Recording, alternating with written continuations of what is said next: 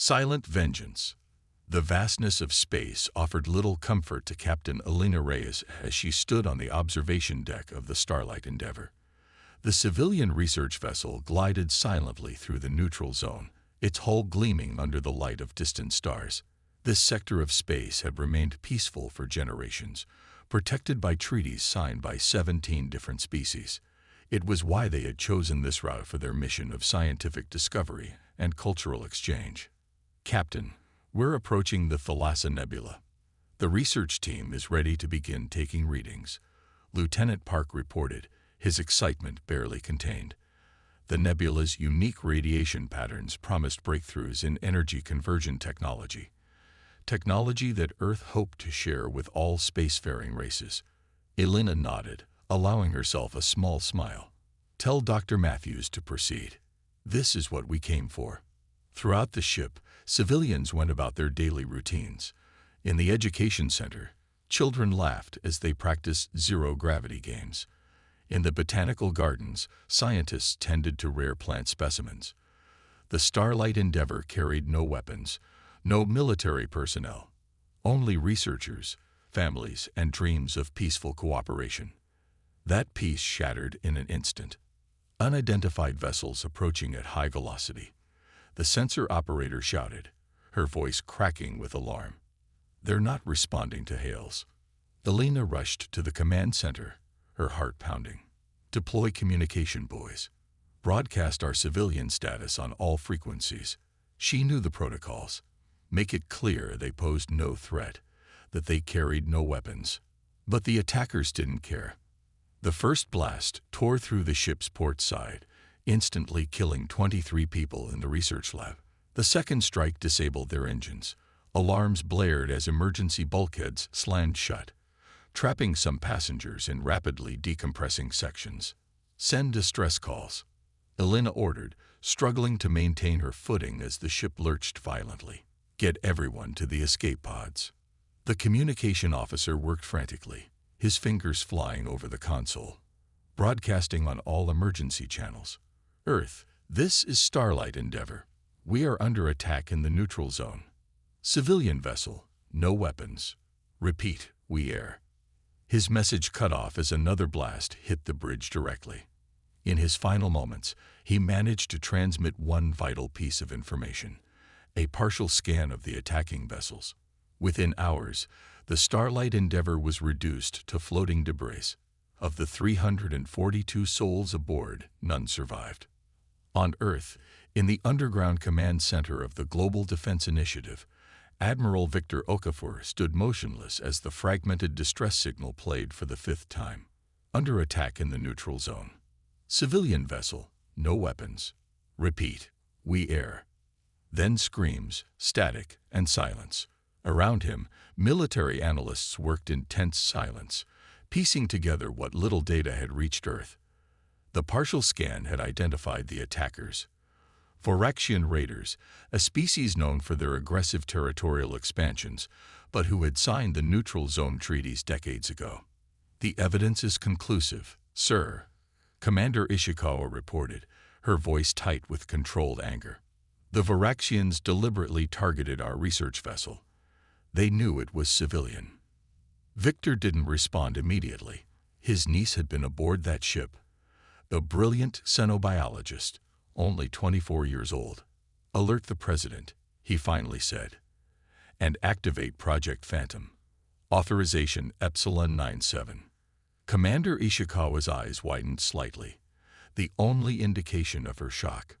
Project Phantom was Earth's most closely guarded secret, developed after the last interstellar conflict as the ultimate deterrent. Not a weapon of mass destruction, as other species might expect, but something uniquely human. Yes, Admiral, she replied, entering the authorization code into her secure terminal. Across Earth's solar system, hidden installations began to awaken. President Amartya sat at the head of the crisis table, surrounded by Earth's highest military and diplomatic officials.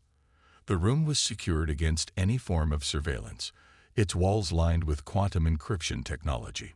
The Voraxians deny responsibility, the Secretary of Foreign Relations reported. They claimed their vessels were nowhere near the neutral zone.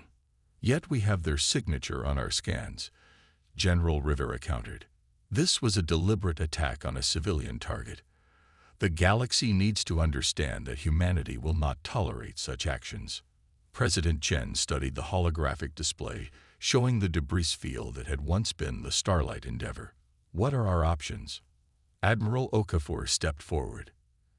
Conventional response would be a military strike against Varaxian outposts. Show of force, demand reparations. That's what they'd expect. President Chen noted. What would Project Phantom recommend? A new figure entered the conversation. Director Elias Mbeki of Earth's Intelligence Division. His typically expressionless face showed signs of urgency. Madam President, we've detected anomalies in the attack pattern. The Varaxian ships moved with unusual precision, and our deep space listening posts picked up encrypted transmissions just before the attack. Transmissions that didn't originate from Varaxian space. The room fell silent as implications sank in.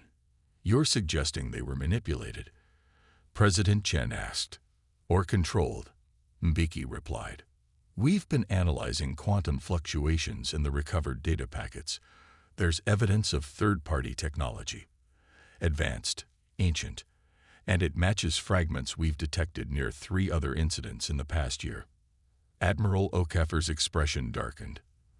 The Corella Station massacre, the Proxima colony disappearance, and the Ganymede Research Facility sabotage, Mbeki confirmed. All blamed on different species, all turning potential allies against each other. President Chen processed this information silently. Then, with quiet resolve, we're being played. Someone wants war between humanity and the Varaxians. Someone who knows conventional warfare patterns, Admiral Okafor added, who can predict standard military responses. A slow, determined smile spread across President Chen's face. Then we don't respond conventionally. Activate Project Phantom's full protocol. Not just the military components. Everything. Admiral Okafor nodded grimly. They expect us to strike with force. Instead, we strike with the unexpected, President Chen finished. If someone's manipulating galactic politics, let's show them why manipulating humans is their biggest mistake. On the Varaxian homeworld, Supreme Commander Krizak stood before the High Council, his posture rigid with concern. The humans will retaliate, he stated simply. Our border defenses have been placed on highest alert. Elder Counselor Verak hissed with disdain. Let them come. Their weapons are primitive, their tactics predictable. If they dare violate our sovereignty, we will crush them decisively. With respect, Elder, Krizak countered, there's still the question of how our strike fleet ended up in the neutral zone. The flight logs were altered. The commanders have no memory of ordering the attack. Weak minds and faulty technology, another counselor dismissed, or deliberate sabotage to avoid responsibility. Before Krizak could respond, a junior officer rushed into the chamber, a serious breach of protocol that drew angry hisses from the council. Forgive the intrusion, the officer gasped, but we've lost contact with our forward bases in the Toral sector, all 6 of them. Simultaneously, the chamber erupted in confused shouting. The Toral sector housed Varaxian military installations, mining operations, and civilian colonies. Millions of lives. Lost contact how? Krizak demanded. Unknown, Commander. No distress signals, no signs of attack. They're just silent. Krizak turned to the council, whose earlier confidence had visibly faltered. The humans don't possess technology capable of this. No species does. As the Varaxians struggled to understand what was happening, humanity's response was already unfolding. A response that would defy all logic and expectations. In a hidden facility orbiting Saturn, Dr. Sophia Takahashi stood before 12 stasis chambers, each containing a single human volunteer. These were Project Phantom's core, individuals with rare neurological patterns that allowed enhanced quantum entanglement with specialized AI systems. Phase 1 complete, She reported into her secure communicator. Phantom teams deployed. Across the galaxy, humanity's vengeance began, not with fire and destruction, but with something far more terrifying: silence. Defying logic, the Varaxian Empire fell into chaos not because of what the humans did, but because of what they didn't do. No attacks came. No fleet movements were detected. No diplomatic messages or threats were received. Earth simply went silent, while Varaxian outposts and installations began experiencing inexplicable phenomena. On the military base at Korthfell, Commander Dresnik woke to find every weapon system's targeting protocol rewritten. Not disabled, but reprogrammed to recognize other Varaxian ships as priority targets. On the mining colony of Toral Prime, excavation equipment mysteriously activated at night, carving a single human word into the surface: Wei Ti Ching. In the Varaxian capital, public communication systems randomly broadcast fragments of the Starlight Endeavor's final distress call, interspersed with the sounds of children playing. Financial networks experienced microsecond glitches that, when analyzed, contained encoded images of the destroyed human ship. Supreme Commander Krezak stood before the High Council again, his normally impeccable scales dulled with stress. "Our entire defense network is compromised," he reported grimly. "Not destroyed, compromised. We detect no human ships, no infiltration teams, yet somehow they are everywhere and nowhere." "How is this possible?" Elder Varrock demanded, his earlier confidence shattered. "They call it Project Phantom," Krezak replied. "Our intelligence just uncovered its existence. It's not a weapon system as we understand them. It appears to be a psychological warfare program of unprecedented sophistication." Another counselor leaned forward. "Explain." "The humans have somehow merged their neural patterns with quantum-entangled AI systems.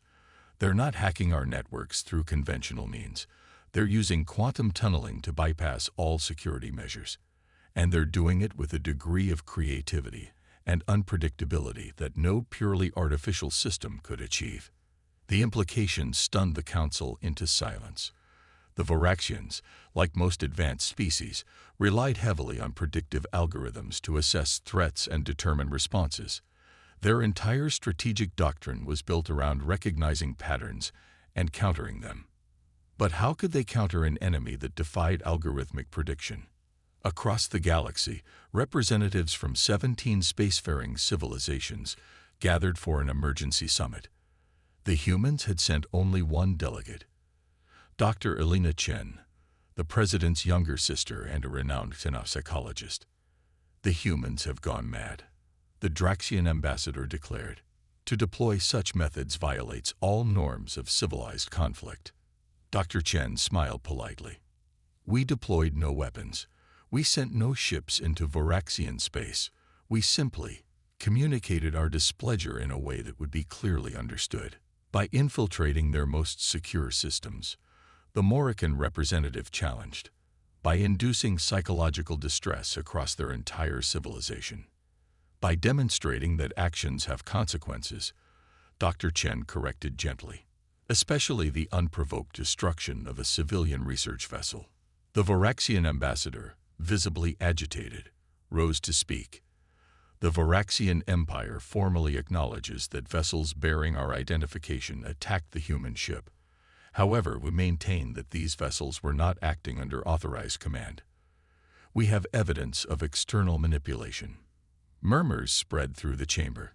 Dr. Chen's expression remained neutral, but her next words silenced the room. "We know. We've identified the actual perpetrators. An ancient collective consciousness that has been manipulating younger species for centuries, instigating conflicts to weaken potential rivals while remaining safely hidden." She activated a holographic display, showing a star system deep in uncharted space. "We call them the Nexus Collective. They've been operating from this location, using advanced quantum technology to remotely influence systems and sometimes even individuals across vast distances." The Varaxian ambassador stared in shock. "How did you acquire this intelligence?" Dr. Chen's smile took on a predatory quality. Project Phantom isn't just a weapon, Ambassador. It's the most sophisticated intelligence gathering system ever created. While demonstrating our capacity to affect your systems, we were following the quantum trails back to their source. She turned to address the entire assembly. The Nexus Collective has manipulated all of us at various times, causing artificial conflicts, stalling technological development, preventing unified advancement. They fear what we might become if we work together. The chamber erupted in overlapping questions and exclamations. Dr. Chen raised her hand for silence. Humanity proposes an alliance, not just with the Voraxians, but with all species affected by these manipulations. We will share our phantom technology as a defensive measure against further interference. And together, we will confront this hidden enemy. In the depths of uncharted space, within a massive structure built around an artificial quantum singularity, the entities known as the Nexus Collective experienced something they had not felt in millennia: alarm. The humans have located us, one consciousness pulsed to the others. Their quantum entanglement technology has mapped our network. Impossible, another responded. Their species is too young, too primitive. Yet they have done it, a third observed. And they have united the younger races against us. Deploy the severing protocol, the first mind commanded. Cut all quantum connections. Prepare to relocate the Nexus. But as they attempted to disconnect their vast network of influence, they discovered something unprecedented. Human consciousness patterns had infiltrated their own systems, establishing quantum anchors that could not be easily broken. They've entangled with our core processes, the first mind realized with growing horror. They've made themselves part of our collective. Through these connections came a simple message, transmitted directly into the thoughts of every Nexus entity. We see you now, and we are coming.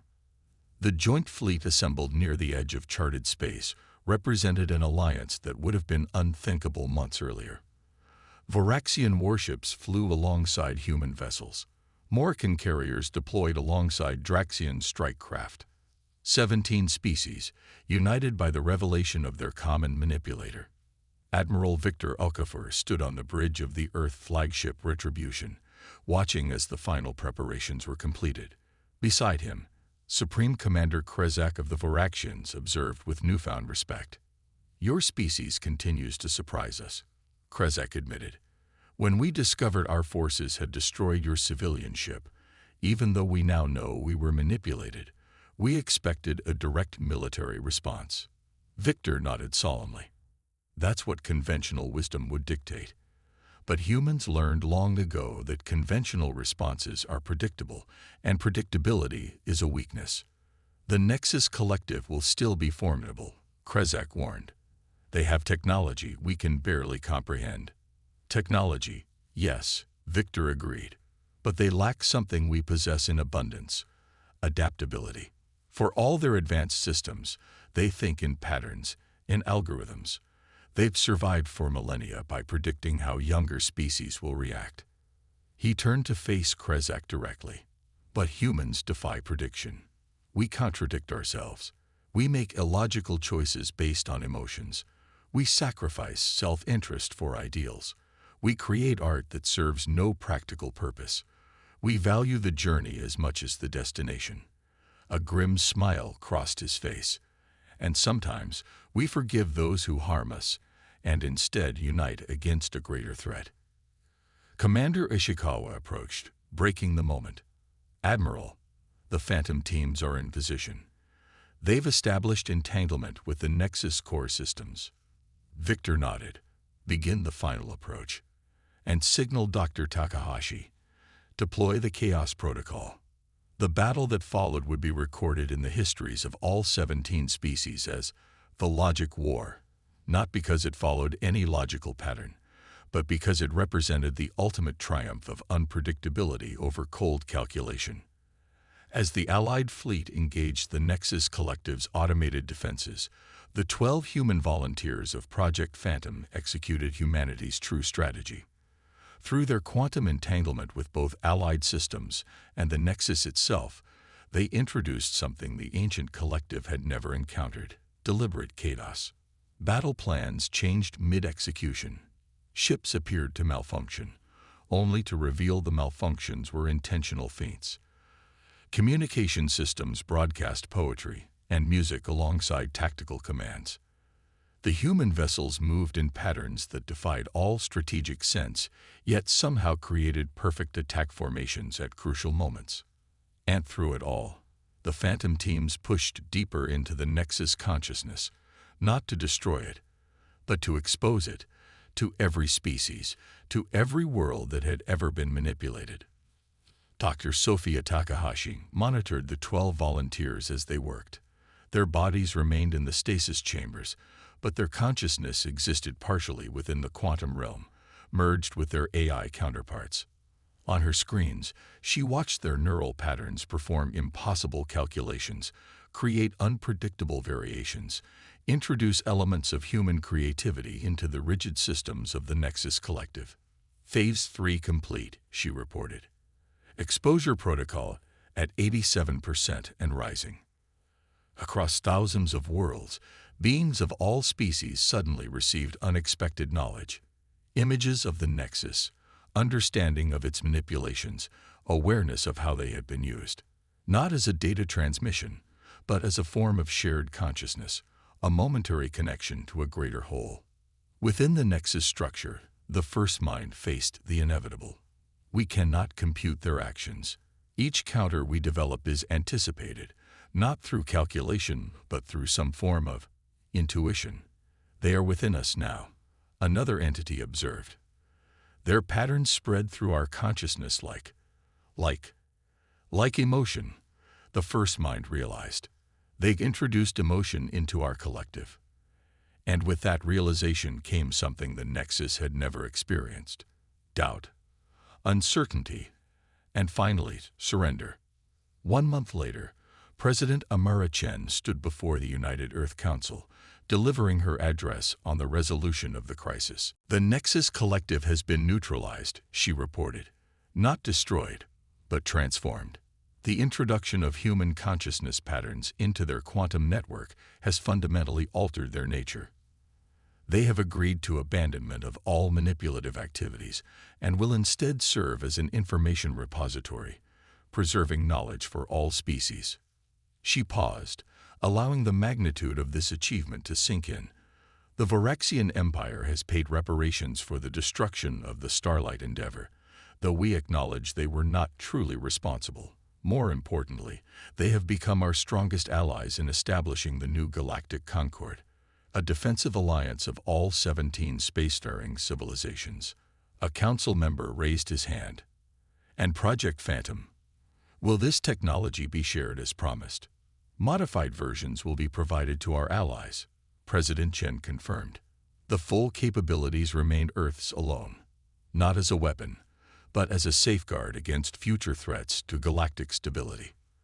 As the council session concluded, President Chen met privately with Admiral Okafor and Dr. Takahashi. The volunteers, she asked. Recovering well, Dr. Takahashi replied. Though they report lingering effects, extended consciousness, heightened intuition, they experienced being part of something vast beyond human comprehension, yet they remained fundamentally human throughout. President Chen nodded thoughtfully.